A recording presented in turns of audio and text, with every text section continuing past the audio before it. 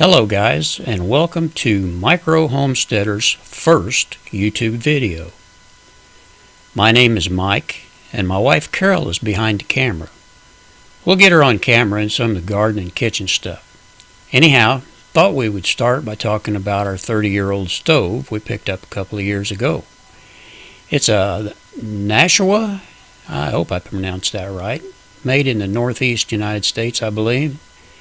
Seems to be a bit of interest in these old stoves on the internet, so we thought we'd just go ahead and do a video about it.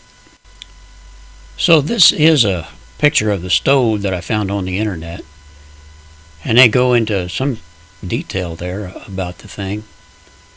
It's pretty neat. I think they were a little bit ahead of their time in that they have an extra chamber at the top, and then although I don't have it, it originally had a blower on it, and that hot air that was trapped up in the top would come out.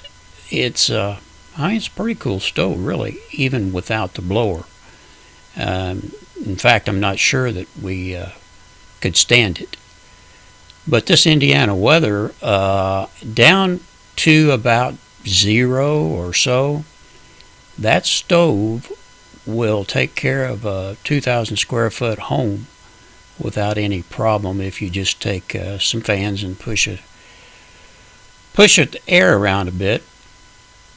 They say the Nashua stove's a heavy-duty plate stove from the late 70s. One of their advertisements featured putting a stick of dynamite into the stove and setting it off. The stove and even the door latch survived. So that's just a little bit of information about the stove. So here she is. After 30 years, looks pretty good actually, I think. And I don't know, maybe we've been a little rough on it too, but you get something like that the last 30 years, it's amazing. I like the old stove. It's not all that big, but it does a pretty good job. And right there at the top are those holes where if you had a blower, that's where the heat would come out. And I don't know why exactly they built this chimney the way they did.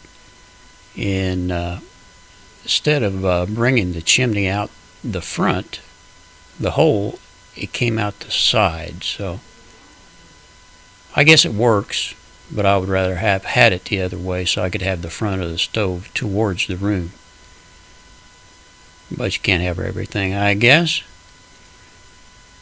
And as we come around the corner there, we're going to see a wood box that my son-in-law built for me, and brought 2 of those over to my specs. That's pretty nice.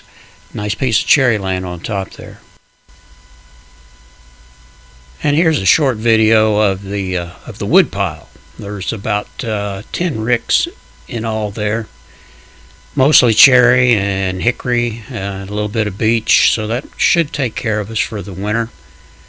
Normally we don't use more than 10 ricks, but in case we need some more, we always know where to go get it.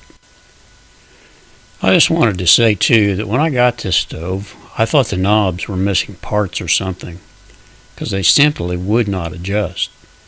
And I found out later that they were completely full of creosote. So someone hadn't been too kind to the old stove.